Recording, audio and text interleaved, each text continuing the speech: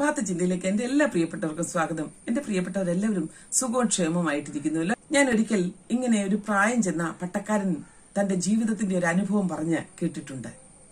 അദ്ദേഹത്തിന്റെ ഭവനത്തിലെ കിണറ്റിൽ നിന്ന് ആ ഗ്രാമത്തിലുള്ള ആളുകൾ എല്ലാവരും വന്ന് വെള്ളം കോരുന്ന സമയമുണ്ടായിരുന്നു. അങ്ങനെ ദിവസങ്ങൾ തുടർന്നുകൊണ്ടിരുന്നു. എന്നാൽ ഓരോ ദിവസവും താൻ രാവിലെ എത്ര അളവ് കണ്ടോ വൈകുന്നേരവും ഒട്ടും കുറയാതെ തന്നെ അത്ര അളവ് വെള്ളം താൻ കാണുവാൻ തക്കവണ്ണം ഇടയായി.